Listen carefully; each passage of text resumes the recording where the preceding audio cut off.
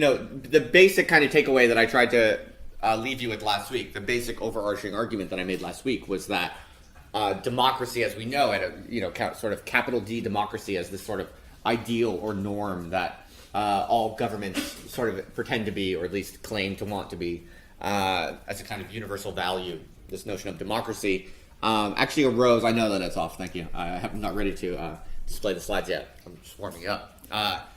This idea was actually launched in a very kind of strategic, somewhat manipulative way, in a way that actually is quite matches quite well what most of us have in mind when we think of propaganda.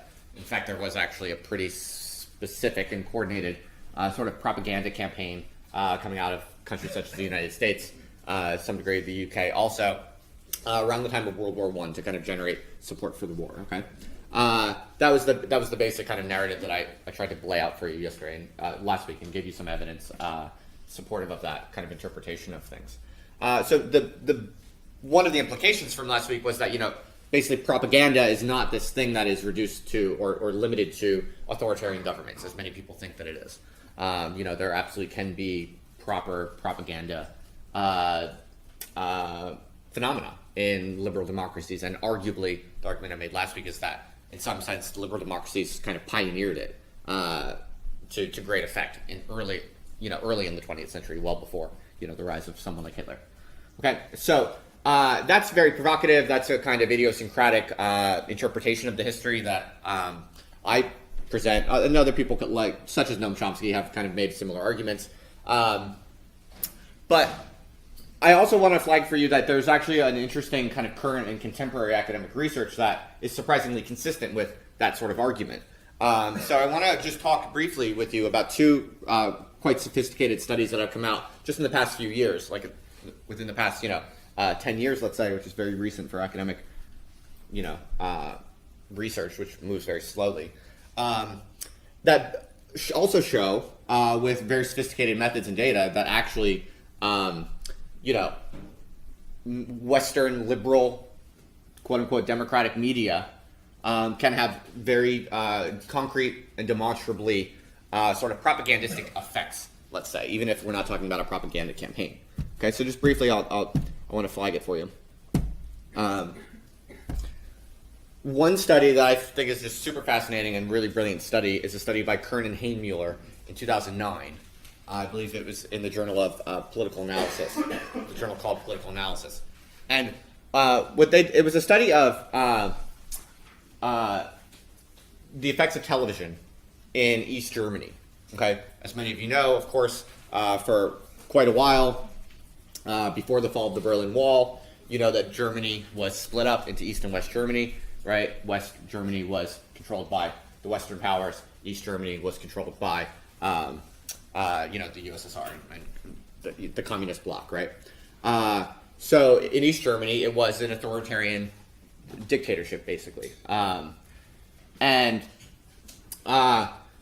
Interestingly, Kern and Heinmuller gathered a bunch of data from that time and place.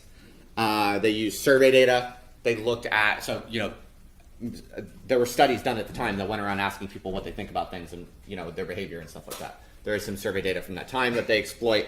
They also look at exit visa data, so actual behavioral markers of how people are trying to leave the country or not trying to leave the country, different parts of the country. And they also looked at government documents, sort of internal, the internal memos of government agents at the time to see if their argument was consistent with what the government actors were noting at the time. Okay, and so what they found was that Western television entering into East Germany actually made the East Germans more satisfied with their authoritarian government. Okay, and they found this in survey data. They found it was consistent with the exit visas, and also they found that it was noted in sort of the memos of the government.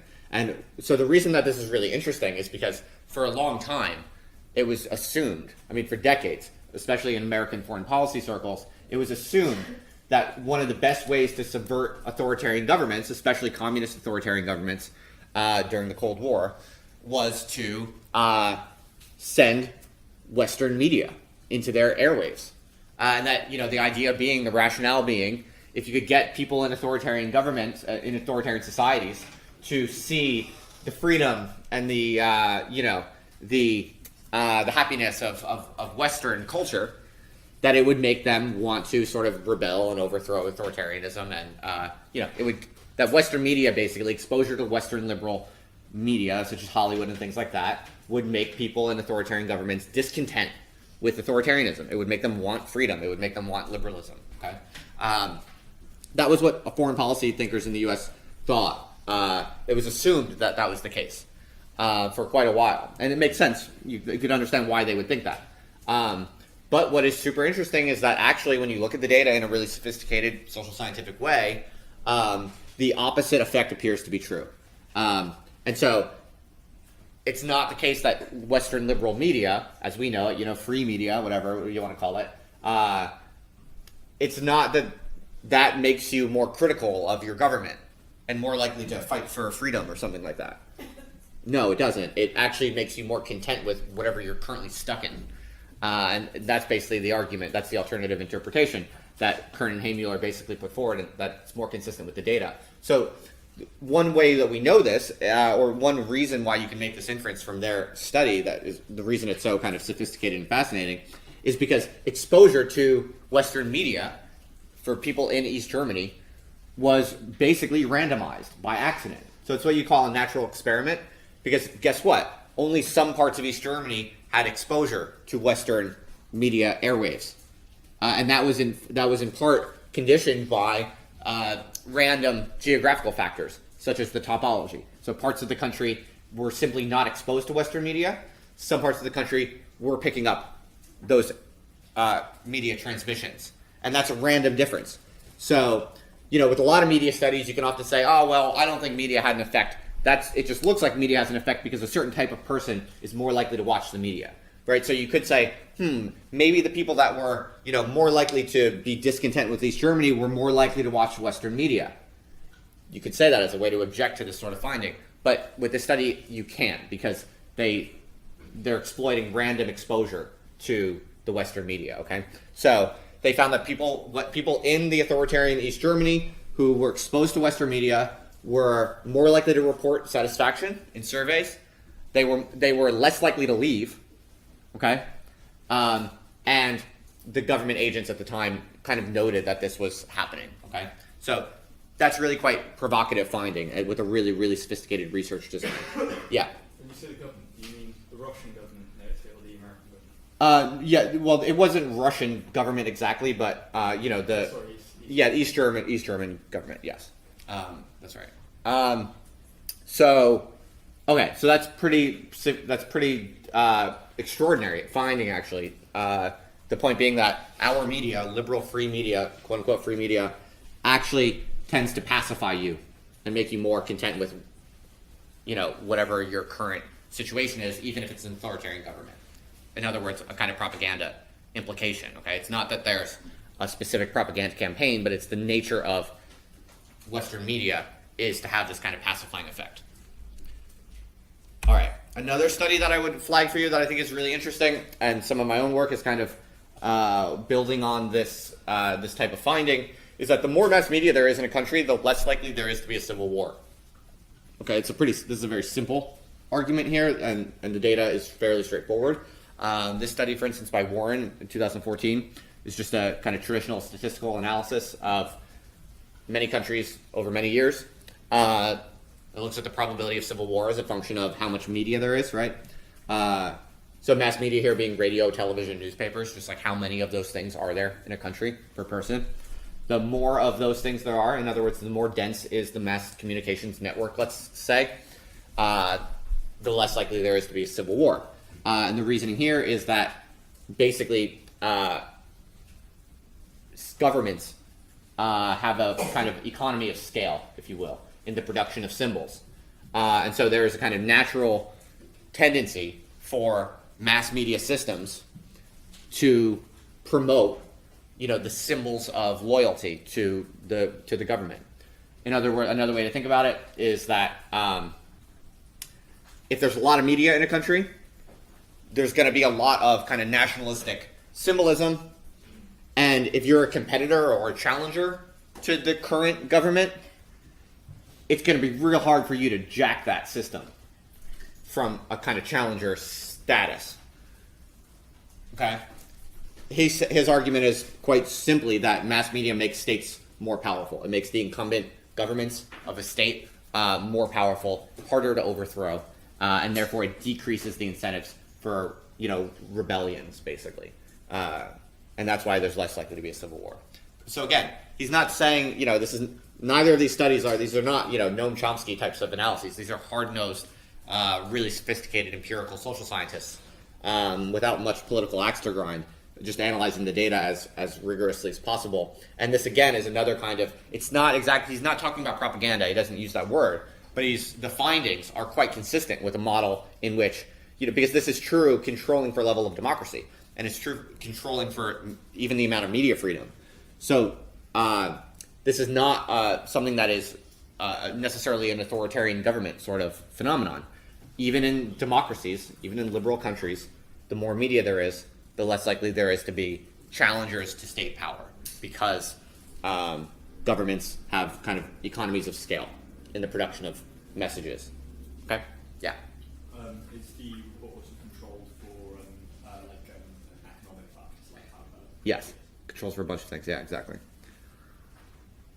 Okay, so for those of you who are interested in this stuff on propaganda, and is propaganda real? Does propaganda continue to have effects today? Does propaganda really, are there propaganda effects even in liberal democracies? For those of you who are interested in that sort of stuff, as I know some of you are from discussions I've had with you, these are two recent studies that come from a different perspective, but produce findings that are very similar and consistent with the larger argument that, propaganda effects can very well happen within even liberal Western media, or as a result of liberal Western media in liberal Western countries. Okay? All right, so I just wanted to flag those for you. I already kind of did a conclusion from last week. This was basically the argument that I made. Modern mass propaganda, as we know it, was arguably first and foremost the product of liberal capitalist government, and democracy as we know it was launched to silence, what I think was a kind of brewing radical democratic threat in the larger social body, which was the rise of, things like trade unions and anarchists and feminists and things like that at the time. Okay, so that's kind of how I see it. All right. Any questions on that before we move to the next lecture? Any questions? Comments?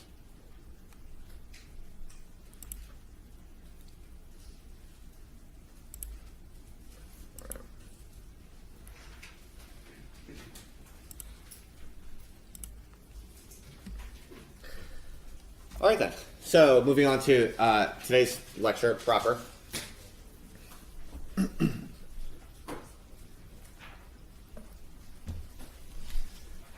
Okay, so today, as I indicated just a few minutes ago, we're going to be talking about the information revolution, and this will be the first of two lectures. I will also talk about this next week, because this is something that I've been thinking about for a very long time now. So I want to really take 2 weeks to try to draw out all of the implications I can. First, I'll give you a kind of overview of where we're going, so you have a sense of what to expect. First, I want to go over what exactly was the information revolution, because it's something that people talk about a lot, and there have been a lot of different accounts put forward. But, I mean, even if you go and try to read up on what is the information revolution, you could spend several days reading different things about what is the information revolution. You actually find there's not a lot of consensus. It seems to be something that's obviously very important, something really significant that happened not too long ago, but it's actually quite hard to find specific consensus about what exactly it even was. So I've been reading about this kind of stuff for a while, and I've been trying to figure out, what exactly was the damn thing, and what's a kind of intuitive and useful way to think about what the hell happened was. So I'm going to try to tell you that story as best as I've been able to work it out. One of the key aspects of the information revolution, as far as I can tell, was what you might call digitalism, or just the discovery of digital technology in contrast to analog technology, and then kind of the diffusion of digital technology supplanting analog technology. That was one of the major kind of disruptions, if you will, or innovations that I think characterized the information revolution. And it's one kind of just specific component of the information revolution that I think it was perhaps one of the more important to kind of defining features of the information revolution. Again, as far as I've been able to make it out. So I'll try to explain why I think that was so significant, both in a philosophical sense, but also in a political sense, because I think there are actually philosophical and economic and political implications of the information revolution, and it's the combination of all of those things that makes me so interested in the information revolution. So I hope I'll be able to convey that to you and why I think that's so interesting. I'll talk a little bit about skill-biased technological change. I had you read this for this week, a pretty sophisticated economics research article by Card and DiNardo, which looks at this question of what in the economics literature is called skill-biased technological change. So I'll talk a little bit about that, and I'll try to unpack that for you. But I'm also going to talk about skill-biased cultural change, because this is something that I've been thinking about for a while, and I've actually written a little bit on it, just informally, over the past year or two, because it seems to me that in the same way there are kind of predictable economic consequences to certain forms of technological change, there are also sort of ethical changes. In other words, an innovation in technology can actually increase the probability of us behaving in a certain way and decrease the probability of us behaving in a different way. So in particular, I'm going to talk about what I think happened ethically and culturally in the wake of the information revolution, namely, to kind of foreshadow for you, I think that what happened is that I think that in general, when there's an increase in information processing power, it tends to incentivize instrumental attitudes and behaviors, and it tends to disincentivize what in previous lectures I called sort of substantive forms of thinking and speaking and acting. Okay, so that's a kind of big idea that I've been working on for a while, and I'll try to make that case to you. Okay, and I don't think that in other words, I don't think that the real kind of political effects of the information revolution have even begun to be unwrapped as fully as they need to be. And I think that more, to be more specific, as I was just alluding to, I think that basically there have been fundamental transformations in how human beings act that have occurred quite rapidly and quite recently as a result of extraordinary changes in the information kind of communication environment. Okay, and I think a lot of people have a sense of something like this, but no one that I'm aware of has really made that argument in a sophisticated academic way and really kind of demonstrated it. So that's kind of my current research project that I'm really interested in trying to achieve. Okay, so I'll kind of lay that out for you, at least the basics, and let you see under the hood of why I'm thinking all of that. And so in a nutshell, I'm going to try to present a kind of macro political theory of the information revolution. In a nutshell, I think that a relatively specific set of changes that happened in the middle of the 20th century produced a series of more specific changes that had profound cultural, economic, and political effects. And that I think that when you look at all of this from a bird's eye view, you can kind of make more general, high-level, abstract claims about what the hell is going on with the world and politics in the past few decades. You can be the judges of whether or not you find it compelling or useful or not. Okay, that's what we'll see how much of this I can get through today, and then the rest I'll get through next week, and I will hopefully try to flesh it out more next week also. So let's just look at a little bit of data first to get us started. Here's a little graph from Wolfram Alpha that looks at the cumulative number of information processing innovations kind of in a long sweep of history going back to 4000 BC. So very similar to some of the graphs we've seen before. This should be a fairly common trend line that, in your eyes, given the ones that we've seen up until now, has that kind of exponential shape. For most of human history, technological innovations were very few and far in between. Okay, if you want to know more about how they measure information processing, innovations, you can go ahead and check the link. But it's things that you would expect, like major changes in writing or language, and then obviously technological changes such as the computer and things like that, right? So they kind of tried to accumulate some data on every known kind of event that represents an innovation or advancement in information processing. So the first one would be like, writing on clay tablets or something like that, right? That's things like that are early on.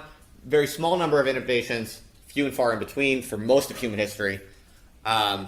With ancient Greece, you see a sudden kind of uptick with the number of innovations. And then, of course, you move forward to continental Europe. That would have been things like the printing press, right, around the 1500s. And then ultimately you get up towards, the 1900s, 2000 area, and all of a sudden you see this sort of explosion of technological innovations, right? So again, this should not be too surprising to you. Nothing too complicated here. It's very similar to the trends we've seen before. Just like economic growth, technological innovations for most of human history are few and far between, relatively small numbers of them each year or whatever. And then in the past 100 years, you see an extraordinary kind of blossoming of these types of innovations. Okay, so that gives you some visual sense of what we're talking about.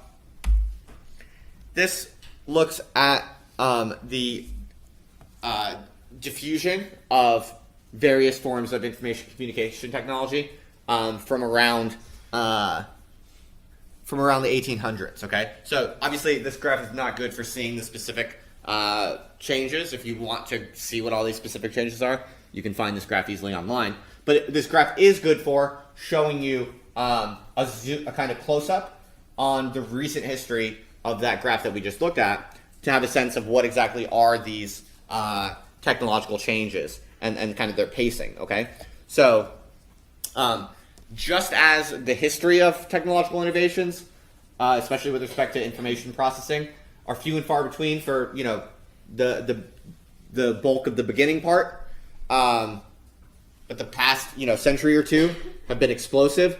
If you zoom in on the past century or two, even, it has the same pattern, where the first part of the past 2 centuries are relatively slow compared to the past 50 years. Okay, so this sort of exponential, accelerative kind of shape of the curve that we've seen so many times, it even holds true when you zoom in, okay, within a particular exponential curve. So obviously, if you can't, you can probably guess what some of these are, but you can't see these, so I'll tell you. So for instance, that is AM radio. This yellow one is AM radio, right? So it starts pretty early, diffuses through. This is, by the way, the percentage of households in the United States that have these things, okay? So radio starts relatively early and spreads very slowly. The blue one here is telephone. Also starts relatively early, sometime in the 1800s, and spreads very slowly. This purple one is television, okay? And that big uptick, that kind of rapid increasing line is basically around the 50s and 60s, okay? That's when this is. And then, let's see, this yellow one is FM radio. Actually, big amount of time between AM radio and FM radio. Then we have, this is cable TV, okay? Right, and then, you see this cluster of dozens of things, right? And that is really quite interesting. So this is things like cordless phone, cable TV, answering machine, cable TV with stereo, CD player, cellular phone, the PC, the pager. I had a pager when I was a teenager. Isn't that funny? When I was 11 or something, I wanted to be cool. So I begged my aunt or someone to get me a pager for my birthday. So dumb. But yeah, I had a pager. I thought it was awesome when I got it. I thought, who even needed to talk to me that I would need a pager? I just thought it looked cool. I thought I looked like a drug dealer or something. It made me feel like macho and in demand. I have a pager in case anyone needs me. Anyway, I digress. Things like camcorder, the internet, and of course the internet, right? So the internet is right here. Okay. So the main kind of reason I throw this up here is, in addition to just giving you a kind of sense of the historical sweep of these things, is to show you how even in the crazy, dynamic, accelerating, 20th century, most of the change, most of the technological innovations, come packed so tightly in the past 50 years, let's say. All of these things are coming out, right? So, okay, that gives you a kind of hopefully it's kind of giving you a more objective kind of lay of the land. So, remember what we're trying to do here is understand what the information revolution was, right? So this is all by way of context. And in a nutshell, the information revolution, it's one of those things that it's really hard to date, just like the Industrial Revolution. Like, when exactly did something like that happen? Historians always are going to debate the best specific kind of event to date something like that. And, in general, it seems more safe to say that, something like the Information Revolution or the, Industrial Revolution kicks off at within a certain time period or something like that. And when exactly you date it is kind of an open question, or there's no need to really debate that too much. There's no reason to get bogged down in that.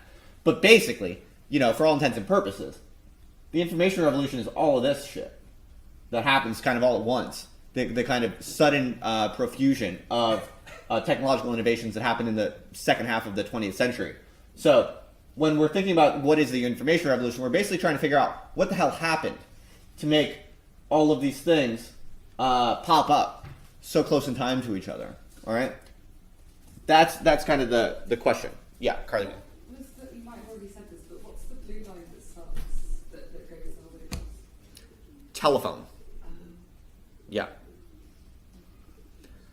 So it's very interesting. This graph is pretty cool also because you have to look closely, obviously, but it has on the bottom it has the wars that are being fought particular times, and at the top it has the different U.S. presidents at different times. Okay, so this is all just kind of empirical primer. So now I'm going to try to tell you is the way that I understand the Information Revolution, what I think is the most specific and useful way of basically explaining what the hell happened and when it happened. I would say that the Information Revolution is basically something that happened as a result of a relatively discrete set of intellectual and technological discoveries revolving around the war effort in the U.S. Okay? So, when a bunch of things start changing rapidly, it makes sense to kind of look for, what external pressure or external cause might have forced those things to happen so close to each other in time.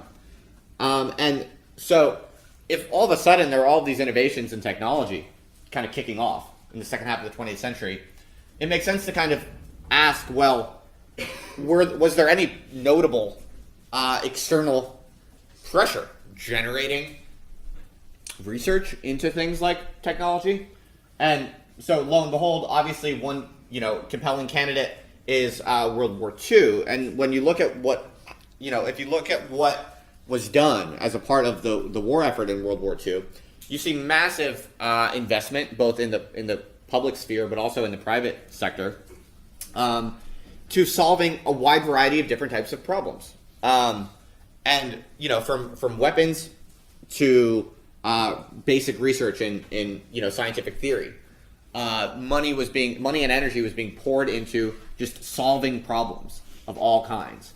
Okay, and that might seem kind of general or generic, but if you go back to some of our earlier lectures when we talked about intelligence, what is intelligence? Does anyone remember what intelligence is? It's basically problem solving power. Okay, so in some sense, I see World War II as this big, massive external pressure on human beings to increase their problem-solving capacities in a number of different ways. Okay, And so that is what they did. And you can even within the kind of larger culture or environment of the war effort, where there are suddenly, really high stakes to solving really complex and difficult problems. Things like, encryption and decryption, being able to crack the codes of an enemy force, being able to find where the enemy force is hiding, being able to use things like radars and lasers and, whatever it might be, aircraft, anti-aircraft, detection technology. These are all just examples, diverse examples of the kinds of problems that you want to solve to win a war, right? So you have all this energy being devoted to solving those sorts of things. And so if intelligence itself is basically problem solving as such, then it makes sense that within this particularly frenzied and focused effort to solve problems, the core or the crux of the problem solving, the larger kind of problem solving effort, would basically not be a specific technological thing, but it would be an intellectual a set of discoveries or realizations that would then make all of the other specific problem solving ventures succeed or more likely to succeed. So this is why I think the World War II had a lot to do with it. This is why I think that makes it a really good kind of heuristic for trying to really pinpoint the central kind of event or context that defines what we might call the information revolution. And that's why I think even within that, it's the intellectual and kind of scientific discoveries and that would be, the real kernel or core inside of the information revolution, okay? And lo and behold, you can find relatively particular people and projects that seem to be at the core of all of the technologies that would blossom in subsequent decades. And in particular, I think you can look at places like Bell Labs in the United States, which were the big kind of most powerful research centers during the war effort. So they had private components, but they also had public funding. And it's basically kind of, a collection of some of the smartest people out there. Because one of the things that happens in World War II is like there's a frenzy to basically find all the geniuses working on everything and give them as much time and energy and money as you can and just let them play jazz. Let them use their genius to solve whatever problems they can. So if you look at somewhere like Bell Labs, it was basically this big kind of research laboratory. They had lots of commercial projects. It's basically associated with AT&T, the phone company. But they were also kind of like a brain trust for a lot of military kind of problem solving. That's where Claude Shannon, who we saw previously in the lecture, in previous lectures, that's where he worked with a bunch of other people. So basically where I'm going with this is that I think the best way you can kind of specify the information revolution as an event was basically by saying that it consists of the particular set of discoveries made around the nature of information processing right around the middle of the 20th century, right around the war effort, and even most specifically in places such as Bell Labs. Okay, these people were working together. These people were super genius types of people, all communicating, all kind of collaborating, making their research collaborative, and a series of discoveries were all made in a relatively tight time frame. Okay, and I think that basically from there, it's takeoff to the singularity from there in some sense. Now, as I said, you have to take this with a grain of salt. It's really difficult to date these sorts of things, and historians will always debate, when was the real kind of moment when something happened. In some sense, you can think of today's kind of information revolution or the information age as, you could argue that it started with the printing press or something like that, right? You can have these debates. It's perfectly fine. But for all intents and purposes, the way that I see it, for recent history, it was really the discovery of what information even is on a kind of highly rigorous mathematical basis that made possible things such as the transistor and and later things such as transatlantic telephone cables. Okay, so that's why I'm so interested in the theory of information, the kind of formal mathematical theory of information that we've talked about so far. Okay, so that is how I would kind of, when we just talking simply about if the information revolution was like a specific thing that happened at a specific time, there are lots of possible candidates, but I would say it was probably in a place such as Bell Labs, right around the war effort. Okay. So one of the things that I think is most important about the information revolution, if there's sort of one, sort of feature, like what do all of these things have in common, right? That would be so important for subsequent, cultural or technological changes. As I've been trying to figure this out for a while, and the best kind of hypothesis I can come up with is that it's really kind of the discovery of the digital. That is sort of at the crux of everything to come. And so I want to try to unpack why that is, or what exactly that even means. I mean, most of you probably don't even know. I mean, I hardly know. I had to sort of figure this stuff out by just studying it and trying to read it. But it's not even obvious. It's not at all obvious what digital technology even is. Like, what is the difference between digital technology and analog technology? It's not at all obvious unless you happen to have studied, electrical engineering or something like that. You probably don't even know what the difference between digital technology and analog technology is. I certainly didn't until I really tried to kind of wrap my head around it. And this isn't going to be some sort of like obscure kind of venture into electrical engineering or something like that. This has serious political implications, because the way that I see it, as far as I can tell, the reason the information age is in the world that we live in is fundamentally different than all preceding kind of historical epochs is that, well, in some sense, we have kind of departed from the physical world, right? Something like cyberspace, it's completely detached from the analog physical world that we all kind of inhabit physically. So now, like, there is we have a world within a world in some sense. Obviously, cyberspace it has a material kind of infrastructure, but it seems to me that what's really unique about the information age and what really makes our world so weird and historically singular is that something happened where we discovered the keys to basically departing from the physical world in some sense. And it seems to me that digitalism is basically that key sort of discovery or transition that makes our world radically different than the world up until ours. And yet you probably don't even know what digital technology is relative to analog technology.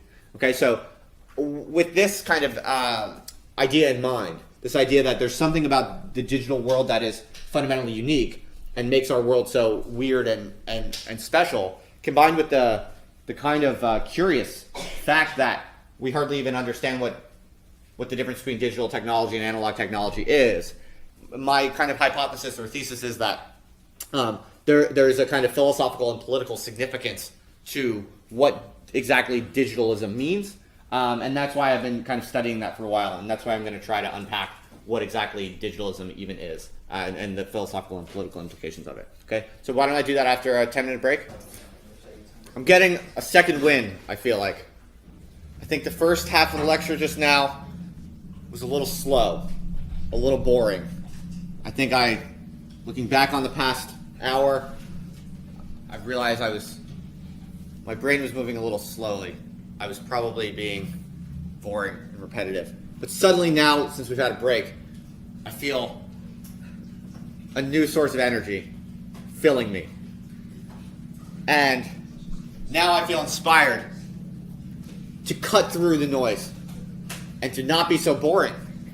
Sometimes you just get tired and you're lethargic. But now I don't want to be. So look, I know that kind of took me a little while to get through and it's probably a little bit boring. But here's what it comes down to, basically. I just kind of flashed in my mind when I was in the bathroom. Basically, there's been an explosion in technological change. over the past few decades. All of these new technologies are emerging in just the past few decades. Okay? We're trying to figure out why that is. Okay? What the hell happened? And basically, when you try to figure out what happened and you look through the history, you try to find some sort of unique, what do all these technological changes have in common? And where did they maybe stem from?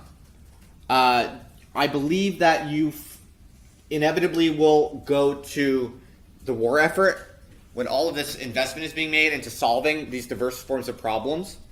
And if we think of intelligence as problem solving, then in some sense, information is like meta intelligence or something like that. It's like, how do you solve the problem of solving all problems? In some sense, that is what the basic research into the nature of information is. And that's why I think when certain discoveries are made about the nature of information itself, it leads rapidly to all of these other kind of subsequent implementations. Okay? And if you drill down as specifically as possible into what the hell was so screwy and interesting and unique and powerful about that kind of meta intelligence advancement that's happening around the time of World War II, it's the digital, okay? And that's why I'm going to spend some time trying to unpack what the hell digitalism means, because I think that if we can figure out what is so unique about the digital, I think it might give us a key to unlocking and decoding so much of what's screwy in contemporary culture and politics. So hopefully by the end of today, actually, I'll be able to even make some concrete kinds of hypotheses about the cultural and political implications of what I'm talking about. But to get there, we need to work through some kind of technical, somewhat confusing things. So that's what we're going to do. That's why I'm going to take you on this sort of detour into understanding what exactly the digital even is. Okay, so digital is when we think of the digital, it's in contrast to the analog, right? And so just intuitively, just very simply, I think we all have a kind of intuitive sense of what the digital and the analog are, right? So digital is things like computers, whereas analog is things like record players, right? Old school TVs with those weird kind of light bulbs inside of them, the cathode rays. That's all analog, like record players, whatever. As opposed to smartphones that are purely electronic devices, digital devices, right? But could any of you, if someone asked you,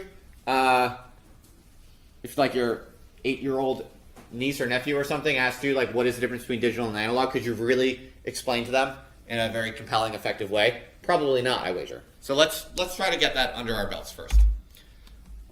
Here's a nice little table that gives some a little bit more formal kind of distinctions between what the difference between analog and digital is. So an analog signal is a continuous signal, which represents physical measurements. Okay, and digital signals are discrete time signals generated by digital modulation. Okay, so in other words, an analog system it works by analogy. In other words, that's where the term analog comes from. So like think about it like if you record your voice onto like an old school tape recorder, right? The way that it's encoding that information of your voice is through a physical process, right? So the old school tape recorder kind of transcribes your voice onto the magnetic tape thing through a physical machinery. So that magnetic tape on a tape cassette is a physical analog to your voice waves, basically. Okay, that's an analog system. But digital signals are just encoded as information, as so many zeros and ones. So whereas with the physical tape recorder, my voice gets translated into a kind of physical representation of my voice on that little magnetic tape. If I speak into a digital voice recorder, my voice is being translated into zeros and ones. A complex arrangement of zeros and ones, for sure, but it's all reducible basically to zeros and ones. Okay? So in the analog system, there's a physical analogy, and in the digital system, there's no physical analogy. It's just zeros and ones. Okay, now we're getting a little bit more, that's a little bit more of a sophisticated understanding, but still that raises a lot of questions, like it's still kind of mysterious, like what exactly digital is. So analog is represented by sine waves, and digital is denoted by square waves. That probably won't make much sense to you, but I'll explain that actually in the next slide. It's not that complicated. In terms of representation, analog signals use continuous range of values to represent information, but digital uses discrete or discontinuous values. Again, that will kind of be explained in the next slide. Examples, I just gave you one, sort of the human voice in the air versus computers. I mean, that's something else to notice, by the way, to think about this, that, you know, my voice right now is an analog communication technology, right? So like when I speak, I'm changing the airwaves, and then those airwaves, you're feeling those airwaves in your ears. Like your ears are processing, when you hear me speak, your ears are processing physical changes in the physical environment, okay? That's basically an analogical or analog system, okay? Obviously, when you read like a text message or something like that, you know, that's not what's happening. Okay. The rest basically, the last one, technology, basically says what I just said. So that's getting us a little bit more formal, but still some of these things might raise some questions for you. So here's a nice graph, I think, that effectively conveys some of the more complex components of the last slide. So on the first facet is a kind of analog signal. Let's say it's a continuous signal. So remember, you know, from your basic stats, what continuous means? A continuous variable just means that, you know, it can take any value on the whole number, the whole scale of real numbers. So basically, it's smooth. It's a smooth curve. That's what continuous means. Whereas discrete means it's punchy, it's choppy, right? It can only take one of a set of finite values. In this case, you know, think of zeros and ones as the easiest example. So an analog wave is smooth and continuous, but a digital signal is just pulses of zeros and ones. Okay? Now, you can have more or less, you know, digital discrete pulses. It can have a higher or lower resolution. Okay? So that's something that this graph also nicely conveys. That, you know, basically, the more bits you have, the more, in other words, the more refined is your, you know, representation system of zeros and ones, the more you can approximate a smooth line. So as you can see, as I hope is obvious, these are all representations of the same signal, the same underlying variable, but in the first panel it's an analog representation, and in the second two it's a digital representation of this signal over time. Okay? So that might seem like very subtle. Well, what's the big deal, right? In the first one, it's a smooth line. In the second one, it's a little bit more choppy. Who cares? What's the difference? Well, it might seem really subtle, but I think it's actually a very profound difference, because what you can do with the second two is very different than what you can do with the first one. And what I want to try to do is tease out. So hopefully, what I've tried to make clear just up until now is just a basic sense of what the difference is. Okay, so if you're still wondering, you know, why does this matter, that's fine. I haven't quite explained that yet, but I want to make sure you basically just understand what the basic difference is, and that's all I've tried to communicate so far. Okay, all right. So why is this significant? Well, one thing that it does is it decreases the costs for producing, storing, and sharing information. Okay? Because basically, the first one that we're looking at here, this smooth continuous wave, that's nice, but it's kind of hard to package it and do things with it. Okay? So think about, like, if you want to record my voice with like an analog old school tape recorder. You know, you can get my voice onto a tape cassette, but then what can you do with that tape cassette? Well, you can do some things with it, but not that much. You know, you can't like go take that tape cassette and plug it into your like MacBook Air, can you? No, you can only listen to that tape cassette on a specific device called the tape player. And you can't really convert it very easily to other things, can you? Also, the tape cassette can break, right? If you get sand in your tape, it's not going to play very well. If it gets physically damaged, it's not going to play very well. Okay, so analog systems can work to convey information, to record information and convey information, but they have an obvious kind of a set of physical limitations. You can only do so much with a recorded tape cassette. Is a good way to think about it. But now, also keep in mind that there's something you get out of that. You get this kind of because like a continuous analog signal is in principle, it could in principle have an infinite resolution. So that might sound very confusing, but the way you might want to think about it is, as you're listening to my voice, as I speak to you with this analog technology that is my voice entering your ear, there's nothing being, how do I put this? Well, you know, it's not being chopped up into discrete bits. You're hearing it in its continuous variation, right? So you might be able to hear things that you wouldn't be able to hear in a kind of low resolution digital recording. And so this is why some people like analog so much, right? Why, have you ever wondered why analog is so kind of romantic, like record players? Like why do people, does anyone own vinyl? Raise your hand if you own vinyl and like to listen to it. Great. So some of you like to, a lot of people, you know, just enjoy the sound of records and old school vinyl. But have you ever wondered why you like that sound? Have you ever wondered why there's something unique and special and kind of romantic about the sound of vinyl records? Well, you know, we can start to kind of understand why there's something philosophically interesting about listening to vinyl records. There's something philosophically or even emotionally attractive and unique about listening to vinyl records relative to listening to digital sounds. And this should help you kind of understand why, I think. There are, you know, philosophical and kind of emotional implications from this distinction, I think. And it's because, or at least, you know, one way of interpreting it is because there's something in the analog transmission that is being retained, that is being lost in digital representations.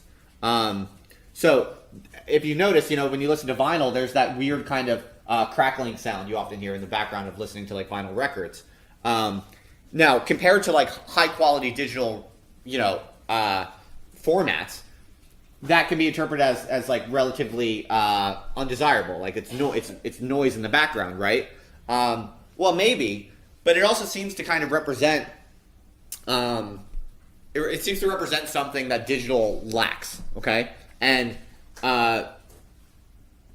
okay, so that's the basic point, that when you encode a continuous signal into the digital, you're losing some information. Okay, analog is in principle it can have a kind of infinite resolution, but once you're turning that continuous, you know, the continuous variable that is my voice and all of its infinite fluctuations, when you encode that into digital, you're chopping it up into tiny bits, and you're losing something by definition. You're taking it what is a in principle infinite variation, and you're converting it into a finite resolution. Okay, and I think that's one of the reasons why we have this kind of lingering emotional attraction to the analog, because it seems to represent what is lost in digital encoding, if you will. Okay. So anyway, the point is that digital represents a certain kind of decrease in the information content, if you will, like something is being lost in the digital encoding from the kind of infinite continuous variation. But extraordinary power is being purchased through that digital simplification, because now it decreases the costs for producing, storing, and sharing the information. So if I want to record my voice onto an analog tape cassette, think about what you have to do if you want to make 100 copies of my voice through a manual tape cassette. Think about that. you can't do it at all easily. You have to use multiple tape recorders to continue making copies of that recorder, of that tape cassette. I mean, how many of you have ever even listened to a tape cassette? Have you ever listened to an old school tape?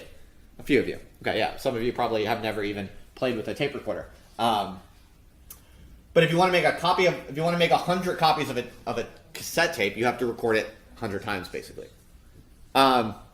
Obviously, when you record a digital copy of something, as you all know from experience, you can make 1 million copies of it in a couple clicks, right? So that might seem really simple, but it's actually super important, isn't it? That's a kind of revolutionary difference. The ability to make copies, the ability to make 1 million copies basically for free in a few clicks is something that you only get through the digital innovation. Okay? So that goes for producing, storing, and sharing the information. It seems to me that's one of the real key things that characterizes kind of the radical takeoff that is our particular historical moment. Not only can you kind of make copies really rapidly for cheap, but you can, when you make those copies, it's noiseless. So it's kind of high fidelity copying and transmission of information. If you were to record my voice with a tape recorder, and then you have a tape with my voice on it, and then you make a copy of that tape with another tape recorder, and then make a copy of that tape with another tape recorder, what's going to happen? Anyone? Each subsequent copy is going to sound a little bit worse. There's going to be more and more noise, right? Like if you record my voice with a tape recorder and you play it, on a tape cassette, you know there's a little bit of a hiss in the background. But when you record a copy of a copy in an analog system, there's a little bit of more hiss added each time. Okay, so there's this problem of noise. But with digital, there's no such problem. You know, when you make a copy of an MP3, the second MP3 is exactly the same as the first one. There's no added noise. Okay? Again, it might seem really subtle. To us, that's very obvious that you can make a copy of an MP3 without a noise problem. But that is a thing that only just recently happened. You know, that's something that we're only recently able to do. And that is the difference between analog and digital. Okay? Compression miniaturization. So, you know, the very material kind of technology for recording, storing, and transmitting information is able to become way smaller. And again, this is kind of easy to, I hope this is kind of intuitive to understand. Like if you want to, you know, think about the old school TVs, right? Here's a good example to get off the tape recorder example. If you think about old school TVs before the digital era, you know, how did an old TV work? Do any of you know? They had this kind of wacky thing on the inside called the cathode ray tube, I think it's called. And, you know, basically electricity coming into the TV, you're getting a signal from the TV stations or whatever, that's coming through the cables into the TV. And it's basically telling this cathode ray through electricity, basically, through like changes in the voltage. It's basically using that electricity to paint a picture on the screen. So each pixel of the television screen can be kind of filled with light at a certain intensity, and it's being flashed on almost like it's being physically painted onto the television screen. And so that's why, in part, why the old TVs were so massive. They're like these big hulking things. You know, the back of the TV has this like big box in it, and that's because there's this like big physical machinery that's basically painting light onto the TV screen, right? Well, guess what? When you go digital, you don't need any of that physical machinery anymore. You don't need the machinery that manipulates the magnetic tape on a tape cassette. You don't need that anymore. The big cathode ray tube in the TV, you don't need that anymore. It's all zeros and ones. Okay? So all of a sudden everything can get way smaller. All right? And that facilitates its kind of physical power, right? You're able to, the only way we're able to have the internet, where we're able to transmit extraordinary volumes of information around the world through like relatively small cables, the only reason we're able to do that is because of the radical compression that digitalism makes possible. All right? But also it causes what we might think of as technological convergence. And by convergence, I kind of just mean the tendency for all of the different forms of media to kind of meet in the same place. Call it cyberspace or call it whatever you want. But basically, this is basically the intuition that nowadays, we watch a quote-unquote TV on the computer, right? We make phone calls on Skype on the computer. We do our text messaging on the computer. Basically everything, all the different forms of media that historically were separated, things like writing, radio, phone, TV, for all of history, these things take on different physical platforms, different physical devices and networks, right? But with digitalism, when everything becomes zeros and ones, it all can get mixed together and intermingled in one kind of platform, if you will. A platform we might think of as cyberspace. Okay? So that is extraordinary. Finally, there's a certain kind of integration of communication and computation. So again, for most of human history, you communicate one way and you compute things the other way, right? Like, if you're like a, early modern peasant in, the 1700s or something like that, you would never, you might have an abacus to do some basic calculations, and you would, speak with your vocal cords to communicate. The idea of using the abacus to communicate is like defies comprehension, right? You would never use an abacus to communicate, just like for the most part you wouldn't use, you wouldn't use your voice to do mathematical calculations. You can do some kind of paper calculations, but even that has, pretty limited power, right? But what happens with digital is that communication and computation tend to get combined or converged into the same platforms.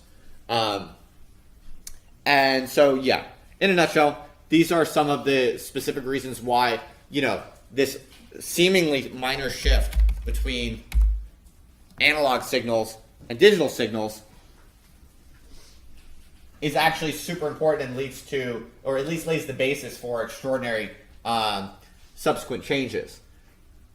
All right, so something is lost in the in the move from analog to digital, and yet that's something that is lost is also converted into, extraordinary power is purchased with that loss, from the infinite continuous variation of the analog to the finite discrete signals of the digital. Okay. Right, that was the last point, that it's the reduction of this continuous infinite variation to discrete finite variation. So, okay, so what are the implications of all this? What does this have to do with politics? You're probably all wondering. Well, I think that it's had a large number of implications, and in fact, to be absolutely honest with you, I think that this particular transformation, which I've kind of tried, what people broadly call the information revolution, but what I've tried to kind of characterize for you as specifically as possible as a set of discoveries at a particular time and place leading to a relatively specific kind of vector of change, specifically the digital transition. I actually think that it's led to a series of important political implications. But I'll make some arguments to that effect, and then I'll try to kind of sketch the larger implications. But what I also want to show you is that this is not just stuff that I'm thinking, but there are well-known and highly sophisticated research traditions that are consistent with this argument. And so I had you look at just one of those kind of formal academic traditions of looking at like what are the actual economic and political implications of the recent kinds of technological changes, and it's called skill bias technological change, which is a kind of well-known concept in economics, which basically refers to the phenomenon in which technological innovations benefit certain groups more than other groups, depending on the amount of skills that they have. Okay? So what I want to do is kind of just break down a little bit. I know the Card and Donardo article that I had you read was probably it's very challenging. You know, it's very formal, kind of sophisticated mathematics in there. Obviously, I don't expect you to understand all of that. You know, you don't have to. You know, if you understand everything you read, then you're not trying hard enough to read interesting and challenging things. It's okay to not understand even substantial parts of what you're reading. You should be actively reading things that you don't fully understand. That's how you make yourself smarter, trying to figure it out.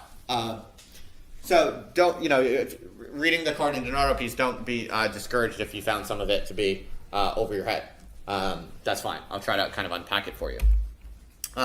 So there are a few pieces of evidence in favor of this idea of skill-biased technological change. By the way, I should just say, you know, briefly and simply, the idea is that, you know, skill-biased technological change can explain the inequality, the changes and increases in particular in inequality that we've seen in countries such as the US and the UK over the past several decades.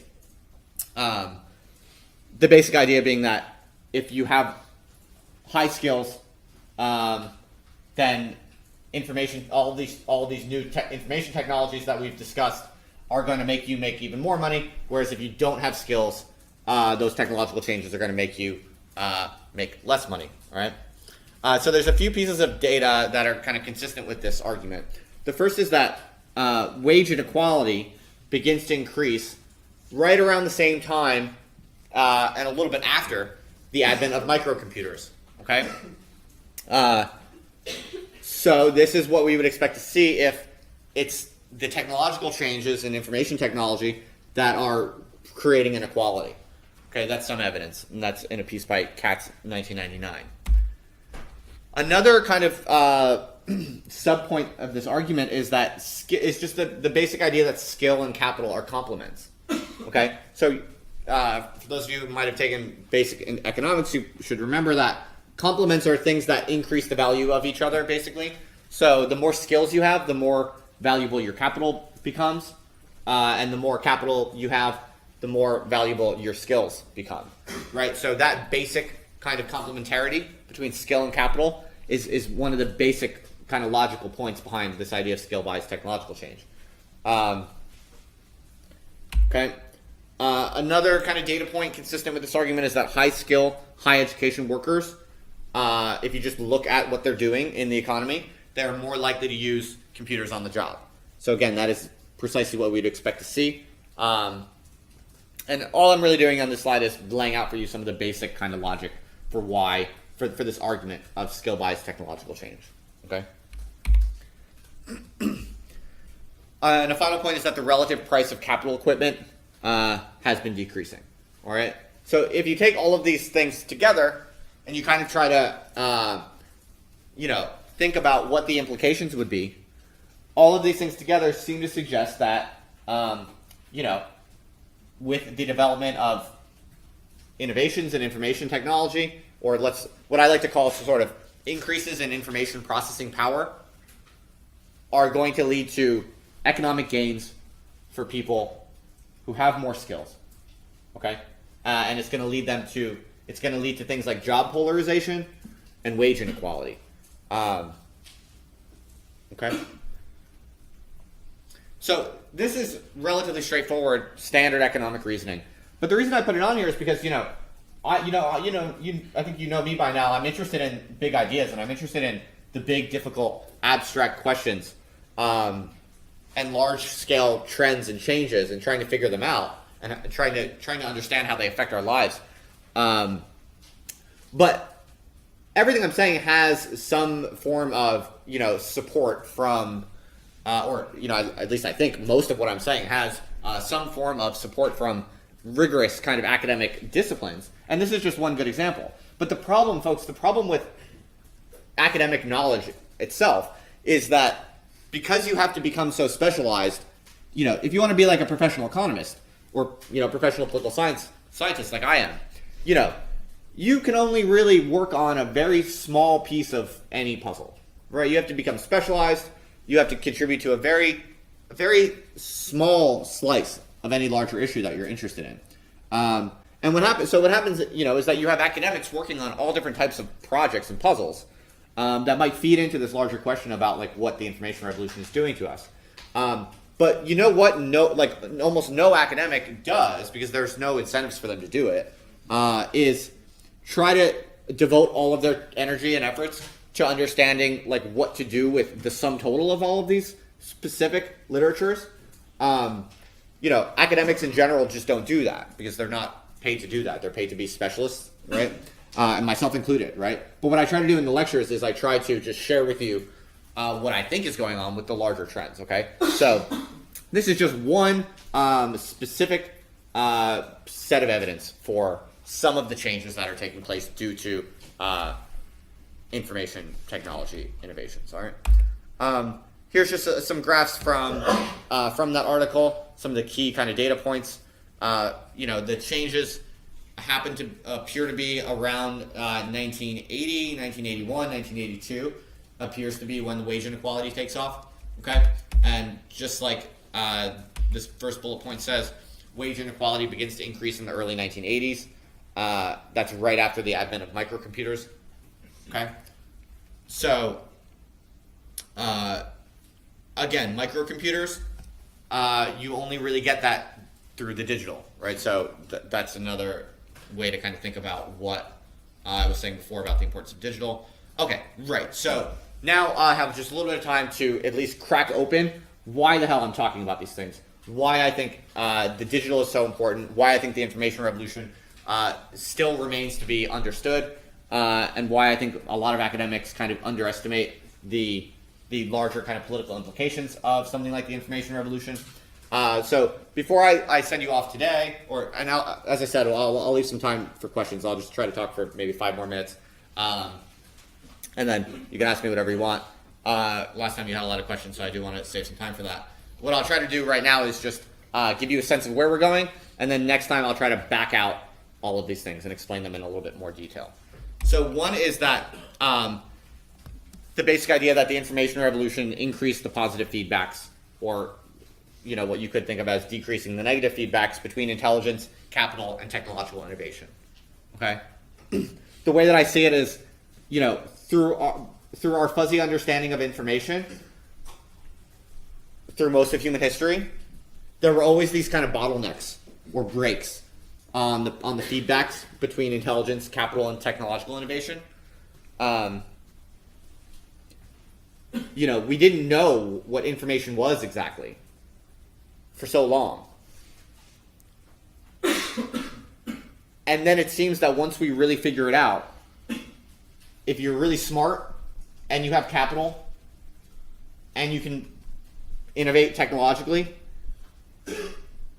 with the optimal understanding of what information is, which is what you get in the middle of the 20th century, I think that this is what kind of breaks the floodgates. All right?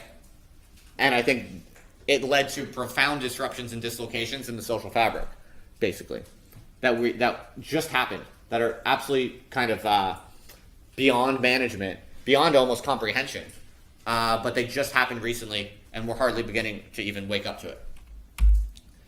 But so there are some specific cultural and political implications, which I don't think a lot of people are talking about. So economists obviously are good at studying economic dynamics. That's what they study. So something like skill-biased technological change is a pretty widely believed kind of phenomenon with a lot of literature supporting it. It's also debated, by the way, I should say, which I think the article I had you read does talk about. In fact, they dispute how well it can really explain the data. But everything is debated, right? So that's fine. But I think when you take the sum total of changes that may have likely have been triggered by this kind of transformation, I think the story becomes much more interesting. So as I said, I think that there is a skill-biased ethical change in favor of kind of instrumental attitudes, okay? And again, this is basically for the same reasoning as skill-biased technological change in the economic sense. Just like if you have skills, then new information technology is going to make your skills worth even more. If you're a shitty person who likes to rip people off, guess what? That is also going to be empowered by information technology. But if you don't have that kind of instrumental, exploitative relationship to the world, you kind of just are left where you are. In other words, digital technology, it enhances your powers to exploit, but it doesn't enhance your powers to convey the truth of who you are or something like that, right? It doesn't increase your capacities to maintain like deep friendships or something like that. Remember all the stuff I talked about in the first sessions about the difference between substantive and instrumental communication? One of the things I talked about was how there's something about substantive communication that actually involves almost maximizing costs. Like when you're spending like quality time with a good friend or a family member, just simply being there with them and doing nothing else and giving your undivided attention for no purpose whatsoever. That there's something there are kind of unique emotional, psychological, and even physical kinds of effects to this sort of thing. Well, technology, the increase in information processing power doesn't make you better at doing that. It doesn't allow you to do that with more people. There's no economy of scale in substantive communications, in other words. But if you want to use speech or words and symbols just to make money, let's say, to do whatever you need to do to make money, well then, the new information technology is going to supercharge you while leaving everyone else who maybe just wants to maintain good relationships and have a good community. The new information technology doesn't empower that in any particular way. Okay, so because of that, I think you see a massive cultural shift towards instrumental attitudes and behaviors. So it's what I call a kind of skill-biased ethical change, right? But there's also unequally distributed social learning. Okay, so if you're really smart, let's say, you have a super high IQ, and now all of a sudden there are computers, and your ability to, let's say, analyze data increases. Well, you're going to learn about what's going on. You're going to learn about society at a different rate than other people also, okay? So you're going to be able to kind of see where things are moving a little bit sooner than everyone else. And you're going to be able to make educated guesses about what to do next to promote your own interests sooner and better than everyone else, okay? So remember what the thing I said last time about how like higher IQ in some sense is like, it's almost like someone with higher IQ is an alien who's literally come from the future, because intelligence in some sense means being able to see farther out in time than someone with less IQ. Well, I think this also gets supercharged with information technology, with information processing power. Okay? I think you see an increasing efficiency of selection effects. So just in general, people's ability to make choices based on whatever criteria they want gets a little bit improved. So if you think about things like choosing where to live, right? Correlated with the information revolution and its implications, you see more and more people making more and more sophisticated decisions about things like who do they want to spend their time with, who do they want to marry, where do they want to live, where do they want to start their family. All of these decisions become increasingly data rich and kind of informationally supercharged because of this new information technology landscape. Okay, and that leads to some really deleterious effects, such as things like racial segregation. In some sense, racial segregation becomes worse after formal desegregation in the United States because of this world that we're now living in. Okay, so trying to understand all of those sorts of things. Geographical compression and segregation. Money is geographically concentrated. It's not just concentrated in classes, but things like ethnicity, race, class. These things start to get also geographically compressed and segregated. And again, it has something to do with information technology. Because remember, it's easy to think that information is just like zeros and ones, but it's ultimately it's about the physical world also. Like globalization. I can think about economic globalization and global trade. Think about Amazon.com's supply chain logistics. That's all the power of information. What really it means is your ability to command physical things also. You do that through information power, right? So the ability to have like a global corporate enterprise that's super successful, that's that's a kind of physical, material, geographic kind of implication of power related to your information processing power. Okay, so you really, information is much more than just zeros and ones. But basically, so where I'm getting at with all of this is that in some sense, all of these specific changes and dynamics that we've seen over the past several decades, which appear to be correlated with the technological innovations that we've seen, I really do think that at the bottom of it is a few key causal factors that in fact are the basis for many of these things all at once. And I think the transition to the digital economy is perhaps one of the key underlying causal factors that is actually at the root of not just all of the technological manifestations that we've seen, but also a lot of these social and political and cultural manifestations that we've seen over the past few decades. And basically my wager is that an understanding of information technology and its politics, especially kind of the digital transition, helps us to decode how maybe all of these things have a kind of common causal basis. Maybe. That's all just a big hypothesis. But basically what I'm interested in is trying to tease out, is trying to tease out that argument and seeing if it's true or not, or seeing the degree to which it helps us decode certain things. Okay? So that's a kind of, in a nutshell, what I'm going to try to unpack for you even more politically and socially next week. Okay? So before we split, we do have 5 minutes. Does anyone have any questions or comments?